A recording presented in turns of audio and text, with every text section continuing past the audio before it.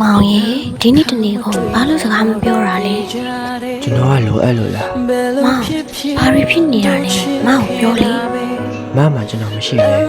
အဆင်ပြေမလား မောင်ဘာတွေပြောနေရလဲ မကျွန်တော်ကိုလိမ့်နေမပြောတော့ကျွန်တော်ရဲ့မအလုပ်ရရလွယ်ပြီးတခြားဘာမှမရှိပါဘူးဆို ဟုတ်တယ်လေမောင်မမှန်ပြောတာပဲ မကျွန်တော်နဲ့စာပို့ဂျားမပါလို့ကြားရလေ မအလောက်ကစားဖို့ထားလို့တွားပြန်လာလေမောင်ရဲ့ မလိမ့်နေမကျွန်တော်အပြင်